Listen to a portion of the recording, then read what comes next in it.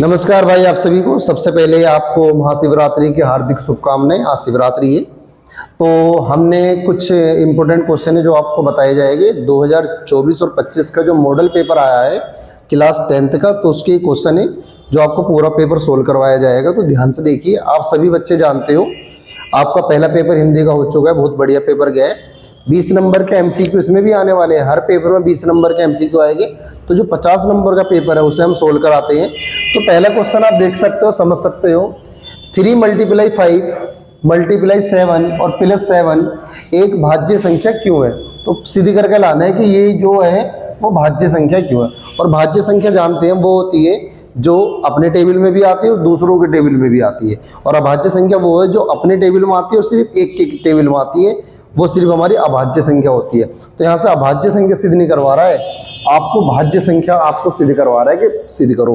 कुछ नहीं करना है, सवाल है, इसे आपको हल करना है। तरीका क्या होता है इसे हल करने का आप देख सकते हो। तो पहले आपको सवाल नोट करना है 3 × 5 × 7 और +7। इनमें आप देख रहे होगे कुछ चीज़ कॉमन है और कॉमन है इनमें 7, तो इनमें से आप 7 कॉमन लिख लीजिए। तो 7 कॉमन आ गया। आपका जो बचा 3 × 5 और प्लस के 1 बचा। और आप जानते हो 7 × 3 क्यों ना 5 से करेंगे 15 और 15 में 1 जोड़ेंगे तो वो कितना हो जाएगा आपका? 15 में 1 जोड़ेंगे 16। और 16 एक ऐसी संख्या है 7 के साथ मल्टीप्लाई में आ रही है कि वो 2 से डिवाइड हो सकती है, 4 से डिवाइड हो सकती है, 8 से डिवाइड हो सकती है।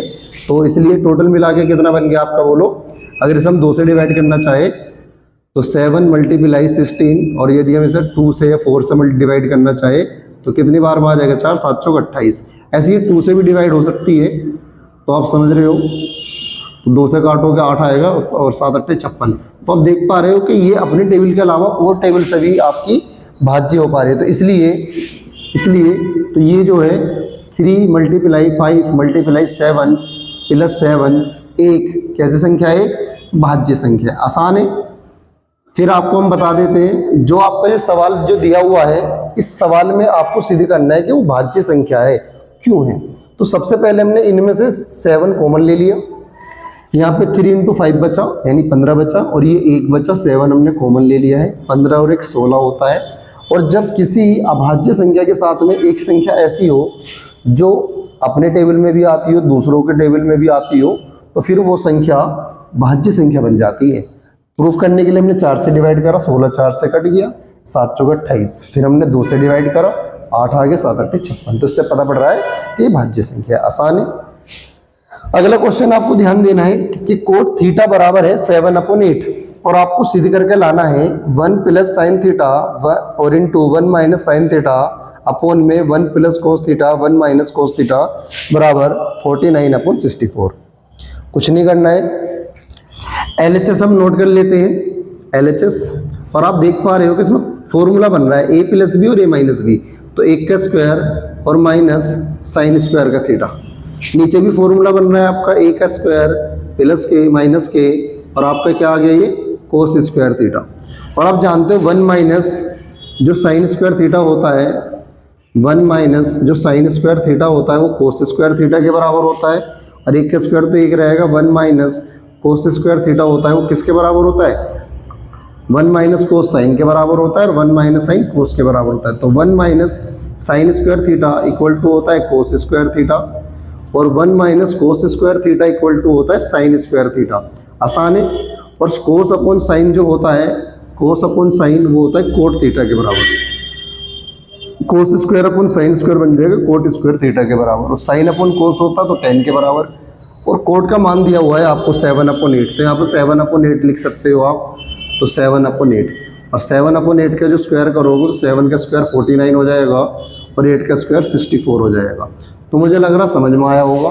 बस आपको त्रिकोणमिति के सारे फॉर्मूले याद होने चाहिए, रिवीजन कर लेना। मेरे 1 तारीख में आपका मैथ का पेपर है, ज़्यादा दिन बचे नहीं है आपके पास में, कल और परसों 2 दिन बची है। आज आपकी 26 तारीख है।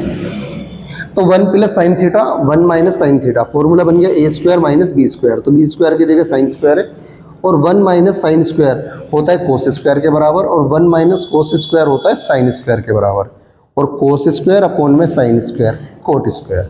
और कोट स्क्वायर की कोट थीटा की वैल्यू दी है हमें 7/8, तो 7/8 धर दिया, तो सारी चीज़ें आ गया।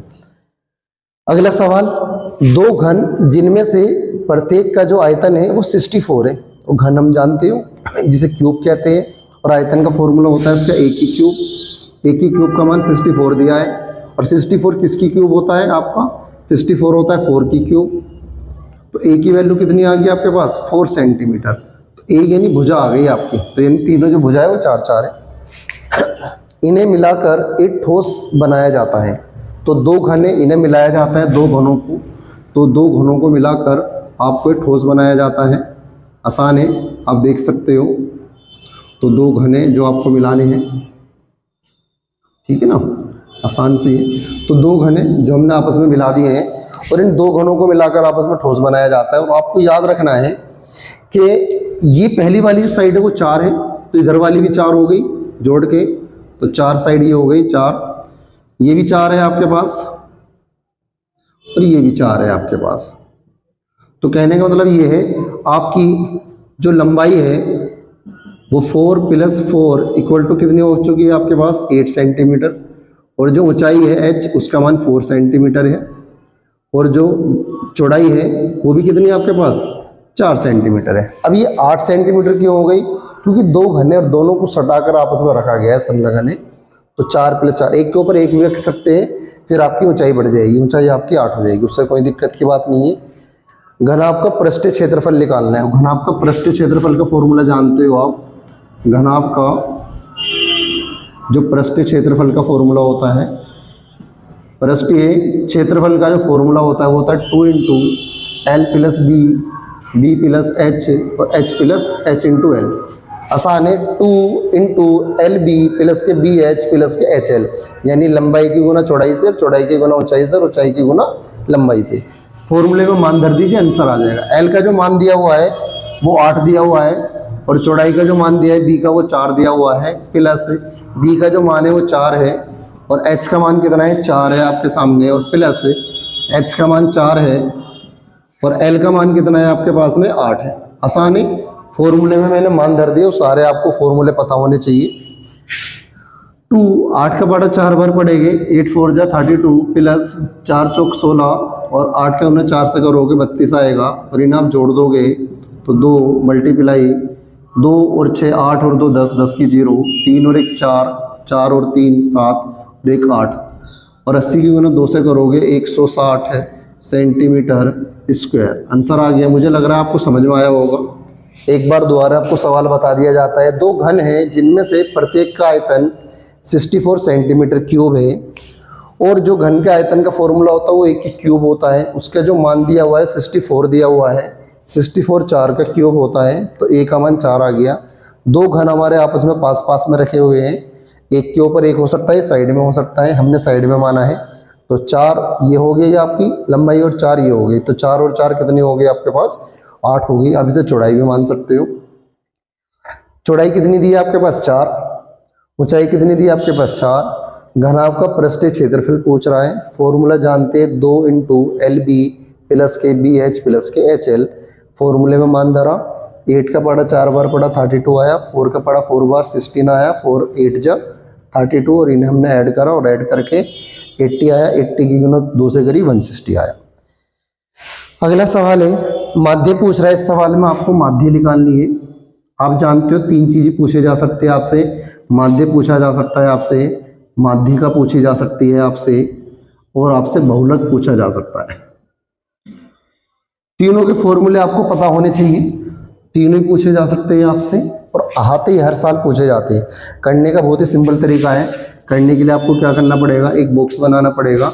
सबसे पहले आपको वर्ग अंतराल लिखना पड़ेगा। तो वर्ग अंतराल का जो मान दिया हुआ है, कितना दिया हुआ है बता सकते हो आप?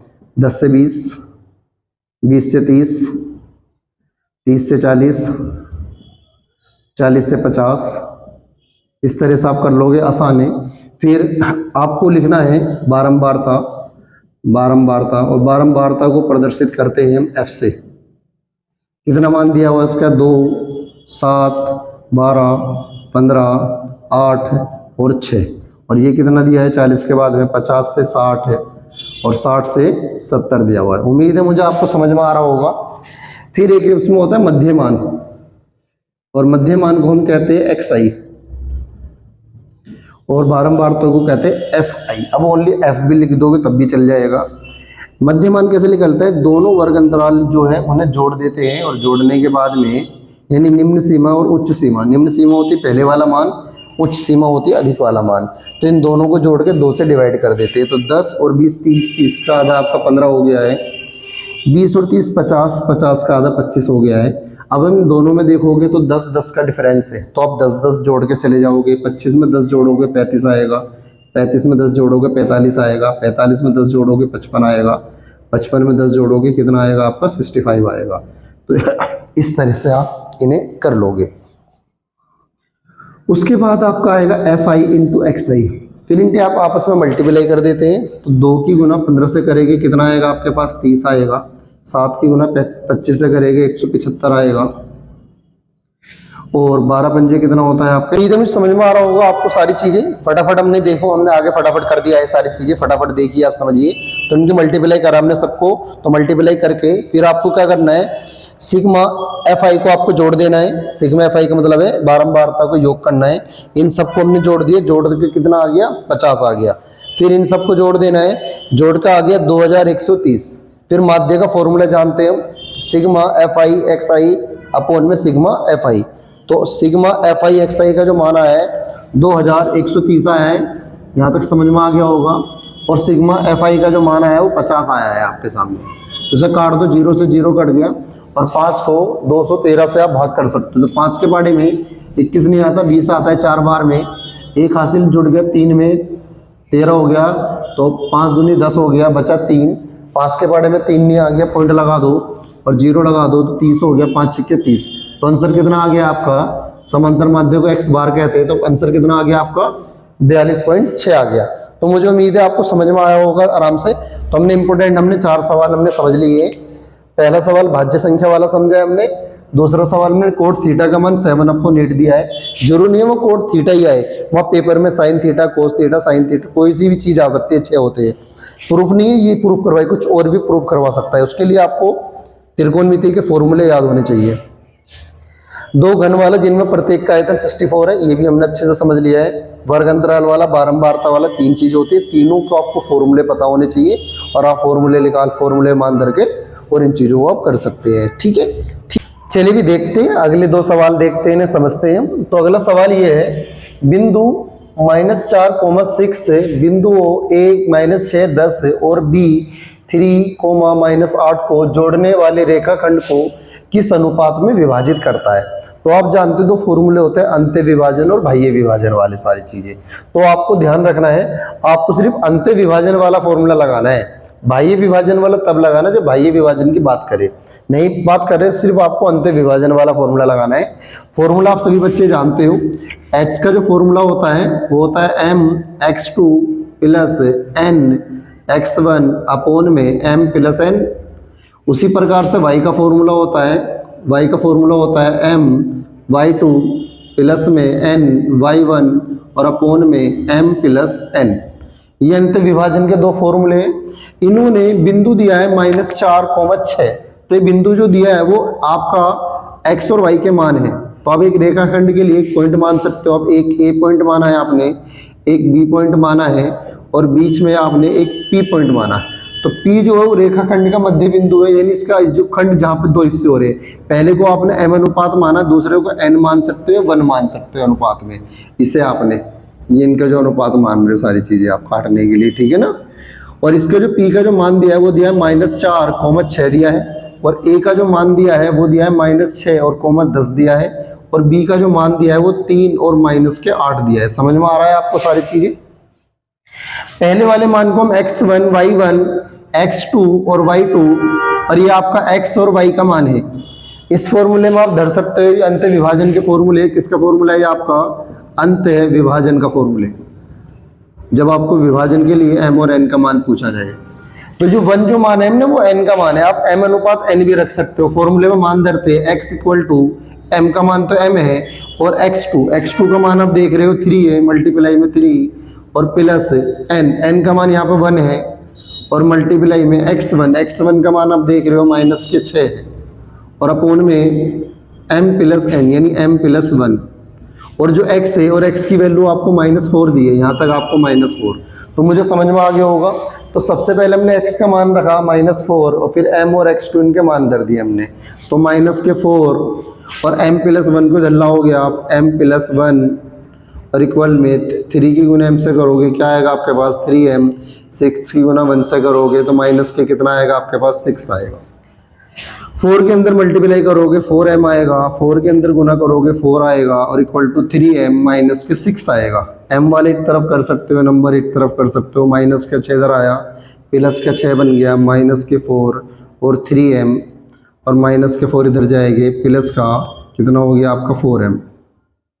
3 और 4 के 6 में से 4 जाएंगे, 2 बचेंगे और 3 और 4 कितने होते हैं आपके पास 7m होते हैं और 2 इसके नीचे ले आओगे तो 2/7 हो जाएगा और यहाँ m बचेगा और m के नीचे कुछ नहीं तो 1 मान सकते हो, तो यहाँ लिख सकते हो 2:7 और बराबर m/1 यानी m/1। तो यही आपसे अनुपात पूछा जा रहा था, तो इसका आंसर आप इससे भी निकालोगे तब भी आपका यही आंसर आएगा 2:7।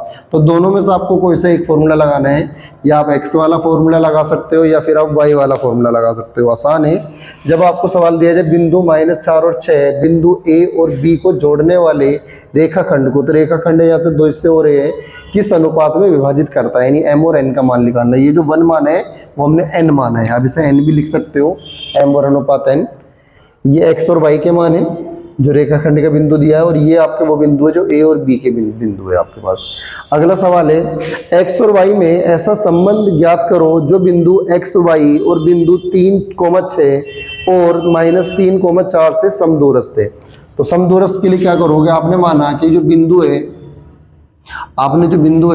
कौन सा बिंदु है, आपने x, जो y है वो आपने p बिंदु माना है आपने, और दूसरा आपने a बिंदु मान लेते हैं हम, तो बिंदु a का जो मान है वो मान लेते हैं हम 3,6 से, और जो बिंदु b है इसे बिंदु b मान लेते हैं हमने, क्या बिंदु आपका -3,4 है, ये हमने माना है, आपको माना आपने। तो बिंदु p x, y और बिंदु a 3,6 और b का मान हमने -3 और 4, तो जो मान दिए 3 और 4 इन्हें हमने नाम दे दिया। तो ये कह रहा है कि बिंदु x, y बिंदु 3,6 और 2 से समदूरस्थ है, यानी जितनी दूरी p से a की है, यानी p से a की जो दूरी है, p से a की जो दूरी है वो बराबर है p से b की दूरी के बराबर, p से b की दूरी के बराबर। और आप दूरी का फॉर्मूला जानते हो, अंडर रूट फॉर्मूला होता है x2 माइनस के x1 का होल स्क्वायर प्लस में y2 माइनस y1 का होल स्क्वायर। ये जो फॉर्मूला लगाया हमने b और a के लिए, सेम ऐसे ही फॉर्मूला नोट हो जाएगा, x2 माइनस के x1 का होल स्क्वायर प्लस में y2 माइनस का y1 का होल स्क्वायर। समझ में आया?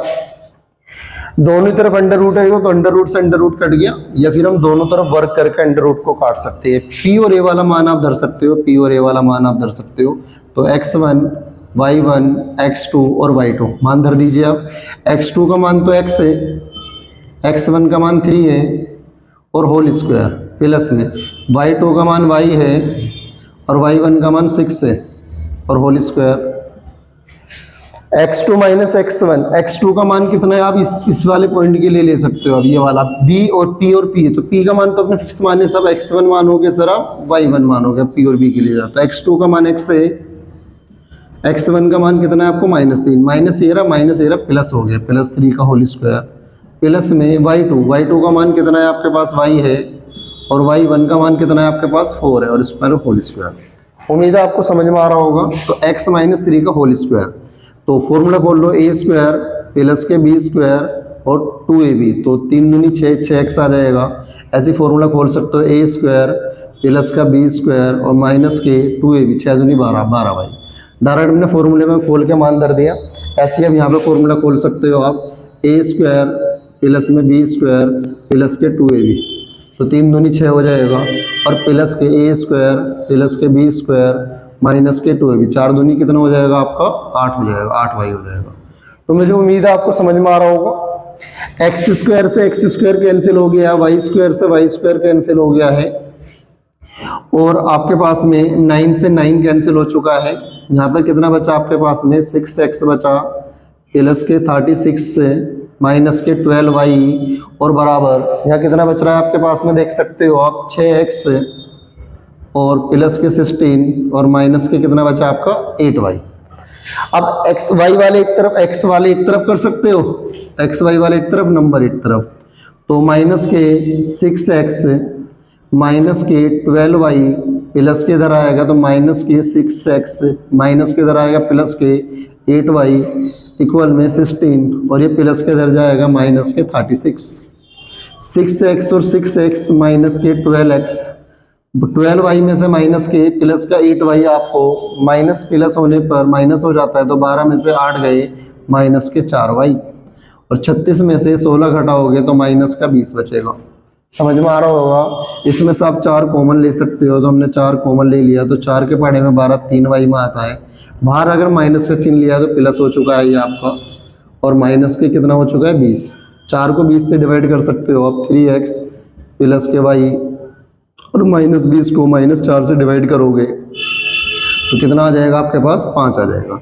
इस 5 को इधर ला सकते हो आप, 3x प्लस के y माइनस के 5 इक्वल टू 0। तो आपको संबंध बताना था, ऐसा फॉर्मूला बताना था जिस फॉर्मूले में x और y आ जाए। तो x और y में संबंध स्थापित हो चुका है, आसान है। जो इन्होंने बिंदु दिया है x, y वो बिंदु 3, 6 है और बिंदु -3, 4 से समदूरस्थ है। तो हमने पहला बिंदु p का मान माना है, दूसरा बिंदु a का मान माना है और ये बिंदु आपका b का मान। तो p से a की दूरी इक्वल टू p से b की दूरी, मैंने वहाँ पर बोला है समदूरस्थ यानी समान दूरी पर है। दोनों की दूरी के फॉर्मूले लगाए, अंडर रूट से अंडर रूट काट दिया, या आप लिख सकते हो दोनों तरफ वर्क करने पर तो अंडर रूट कट जाएगा आपके सामने। x2 - x1 y2 - y1, इनमें p और a वाले मान धरने हैं, आपको याद रखना है। इसी फॉर्मूले में आपको p और b वाले मान धरने हैं। a - b का होल स्क्वायर का फॉर्मूला लगा दिया हमने, a² + b² माइनस के 2ab। a - b का होल स्क्वायर का फॉर्मूला सेम ऐसे लगा दिया, इसमें प्लस वाला a² + b² प्लस के 2ab। तो मुझे उम्मीद है आपको समझ में आ गया होगा। अभी हमने 2-2 नंबर के सवाल पढ़े हैं, ये 6 सवाल। अब हम 4-4 नंबर के सवाल आगे पढ़ते हैं। ध्यान से वीडियो देखिए, अगर पसंद आ जाए ना वीडियो आपको तो चैनल को लाइक और सब्सक्राइब कर दीजिए और अपने दोस्तों को भी इस वीडियो के बारे में बता देना कि हमारे राहुल सर ने कुछ इंपॉर्टेंट क्वेश्चन होगी, मॉडल पेपर की वीडियो बनाएंगे, इसी तरह के क्वेश्चन आएगी। मैं ये नहीं कह रहा हूँ कि यही क्वेश्चन आएगा, लेकिन इन क्वेश्चनों की प्रैक्टिस करने से आप ये सीख जाओगे कि पेपर का लेवल कैसा आने वाला है, किस तरह के क्वेश्चन आने वाले हैं। इन क्वेश्चनों से भी आपको काफ़ी बेनिफिट मिलेगा पेपर के अंदर। देखते रहिए। 6 सवाल हम पढ़ चुके हैं, अब ये 4-4 नंबर के सवाल है, ये 6-6 नंबर में भी आ सकते हैं। तो ध्यान से देखना है, समझना है। आसान है, बहुत आसान है, बस थोड़ा सा ध्यान दो और आपको बहुत अच्छे से समझ में आएगा। ये सवाल है, द्विघात बहुपद 6x² माइनस के 3 माइनस के 7x के शून्यांक ज्ञात करने हैं। तो सबसे पहले इनके शून्यांक निकालने हैं। फिर कह रहा शून्यांकों तथा गुणांकों के बीच संबंध की सत्यता की जांच करनी है।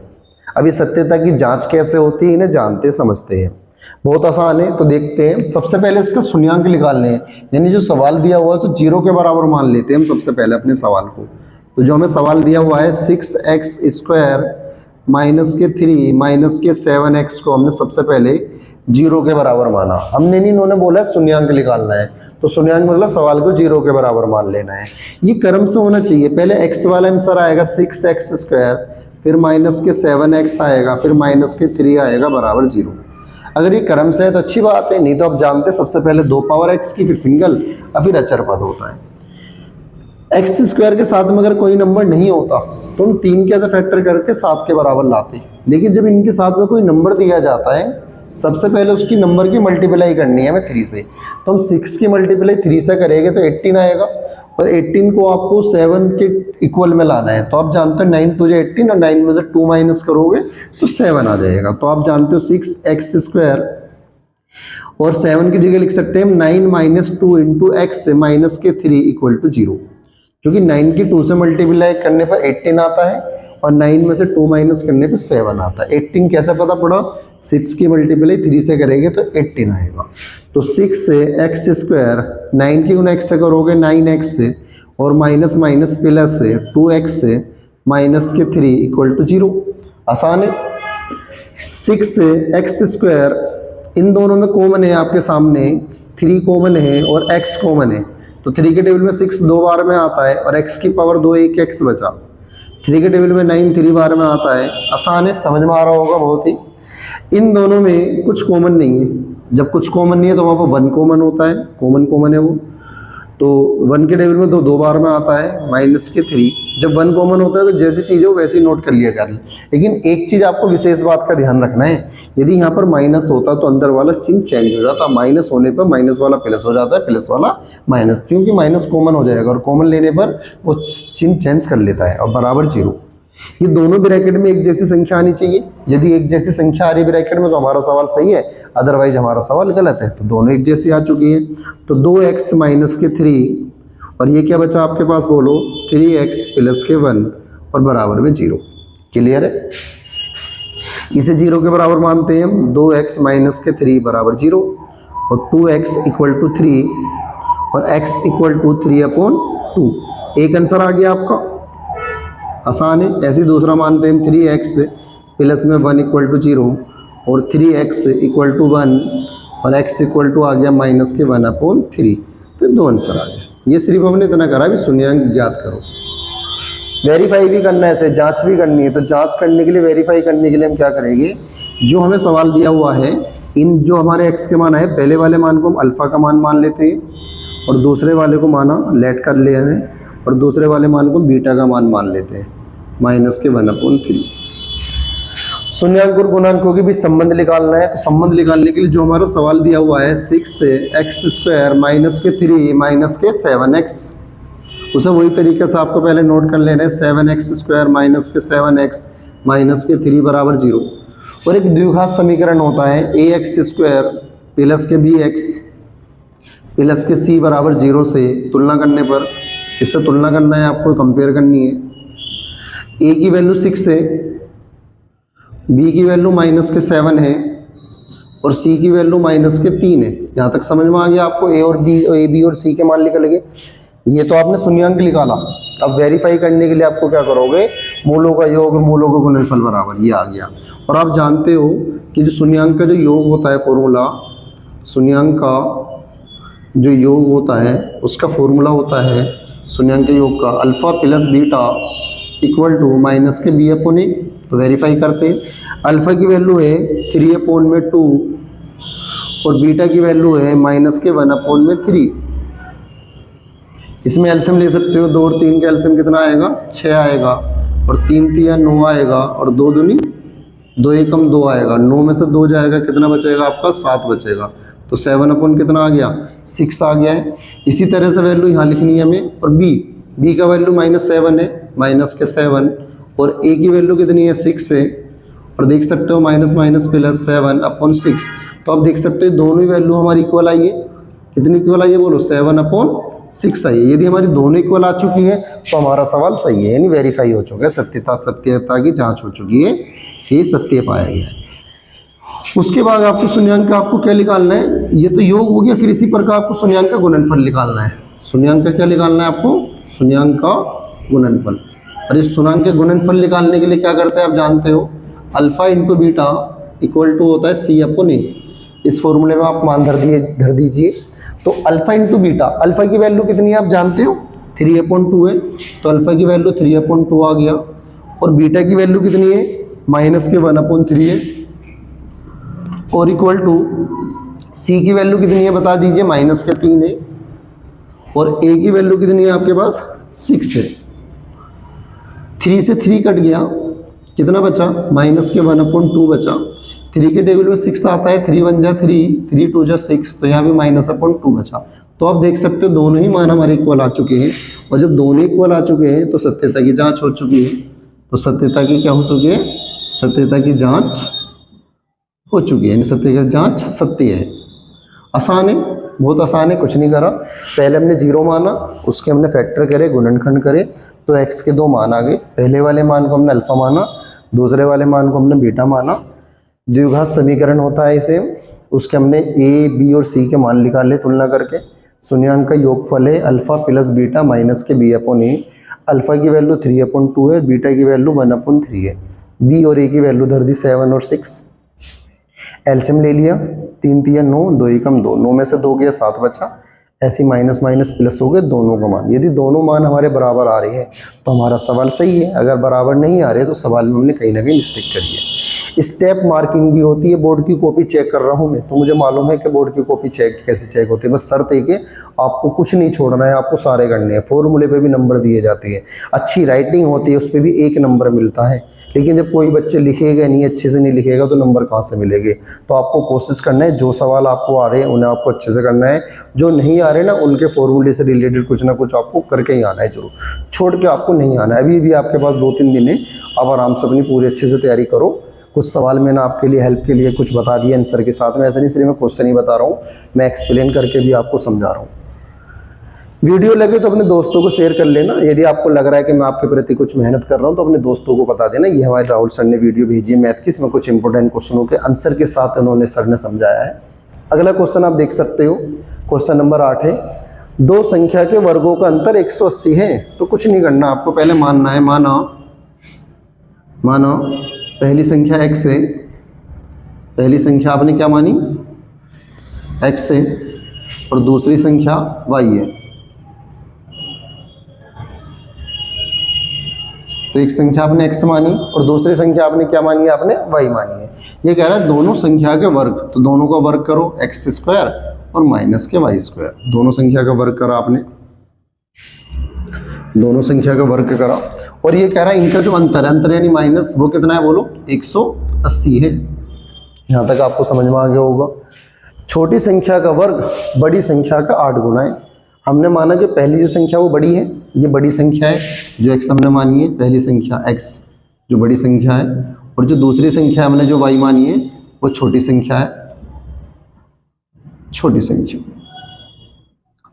ये स्टेटमेंट आप यहाँ भी लिख सकते हो, माना पहली बड़ी संख्या x है और दूसरी छोटी संख्या y, आप इस तरह से भी नोट कर सकते हो। तो सवाल को आपको अच्छे से अच्छे तरीके से, आपको बहुत अच्छे तरीके से दिखाना है वहाँ पर।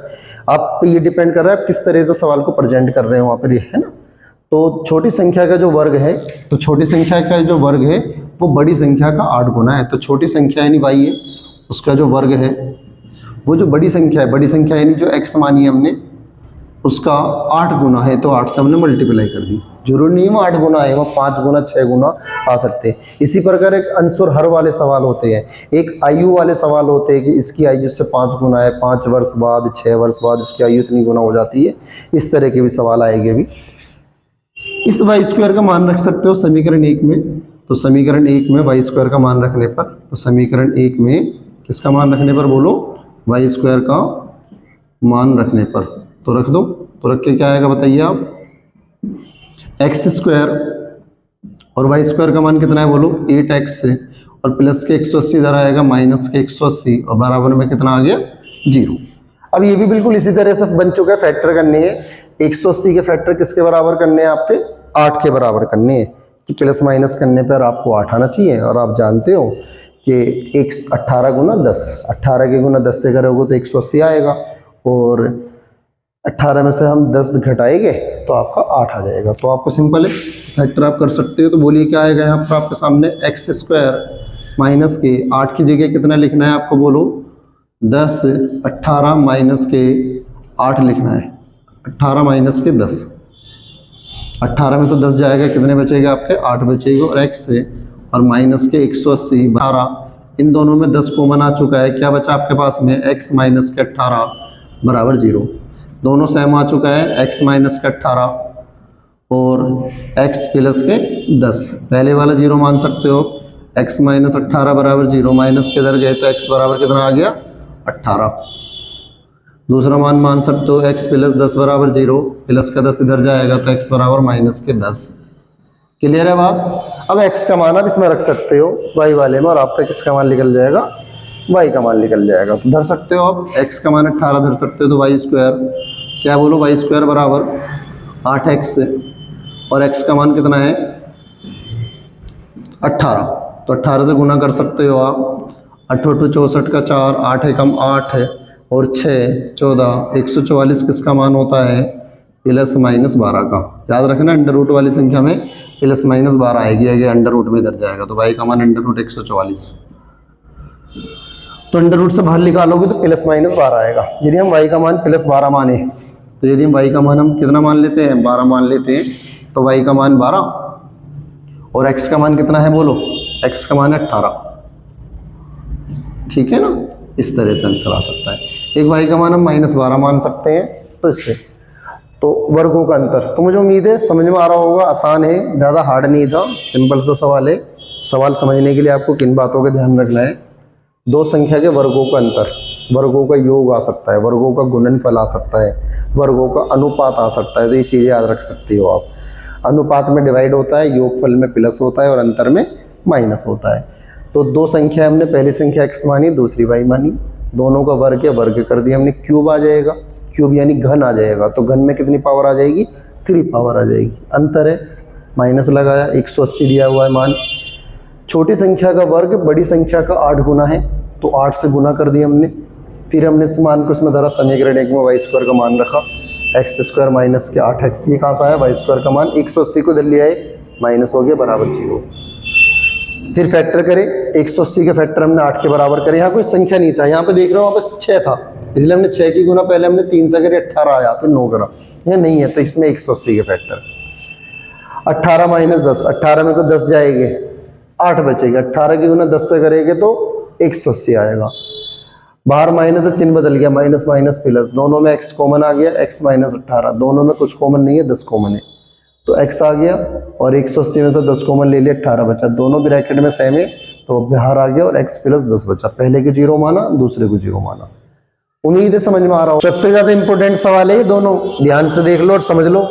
सवाल, एक थैले में 3 लाल और 5 काली गेंदें, इस थैले में से एक गेंद यदुच्छ निकाली जाती है, इसकी प्रयोक्ता क्या है। तो प्रयोक्ता वाले चैप्टर से कुछ ना कुछ सवाल आने वाले हैं, इस तरह का सवाल आ सकता है जी, कंचे वाला सवाल होता है और आपके गेंद वाला सवाल होता है, और एक होता है कि आपकी लेके 10 से लेके 190 तक संख्या लिखी हुई है, उसमें 2 अंकों वाली संख्या, 1 अंकों वाली संख्या, 5 से विभाज्य संख्या कितनी हो सकती है, प्रयोक्ता निकालनी है।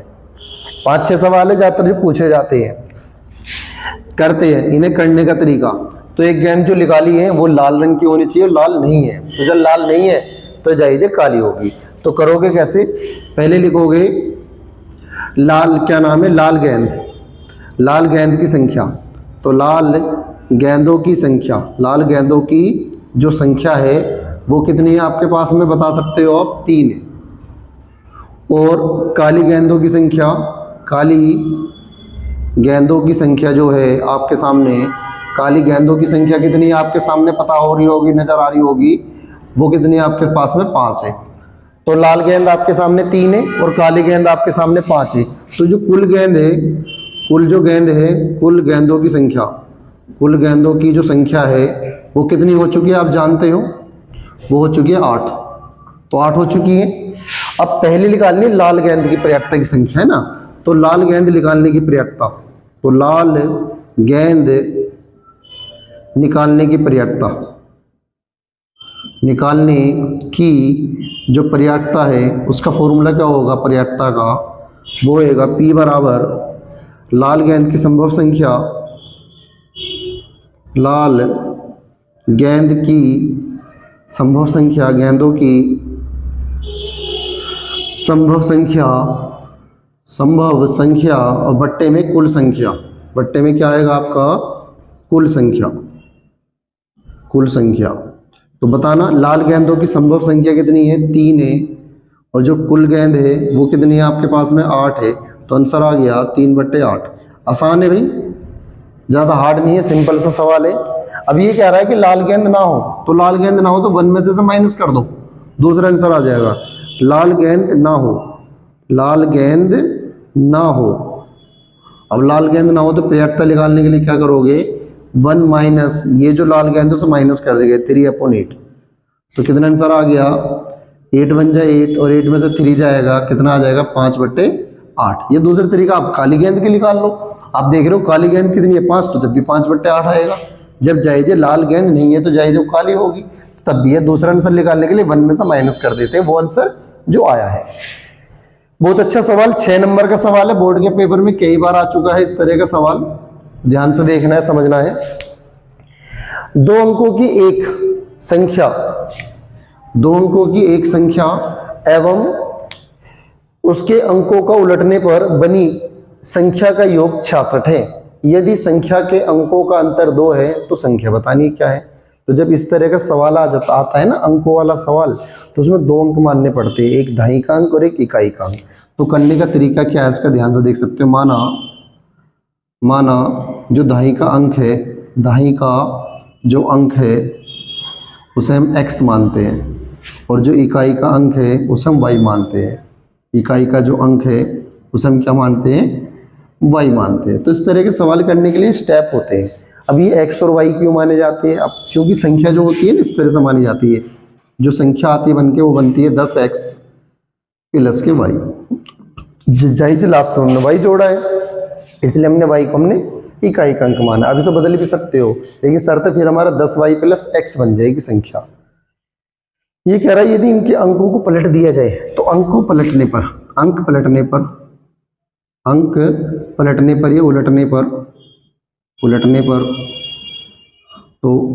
पर बनी नई संख्या, तो नई संख्या क्या बन जाएगी आपके सामने? जो नई संख्या बनेगी वो बनेगी 10y प्लस के x। कहने का मतलब ये जो इकाई है वो दहाई बन गई, और जो दहाई है वो इकाई बन चुका है, तो हमने डिजिट चेंज कर दिए। ये कह रहा है इनका योग, इन दोनों को जोड़ दो, तो दोनों का जो योग है नई संख्या और आपकी पहले वाली संख्या वो कितना दिया है 66। तो पहली संख्या आपकी 10x प्लस के y, और दूसरी संख्या कितनी है आपके सामने 10y प्लस के x, बराबर कितना आ गया आपके पास में 66। इन दोनों को जोड़ो, 10x और 1x कितने हो गए आपके सामने 11x, 10y और 1y कितने हो गए आपके सामने 11y, बराबर में 66।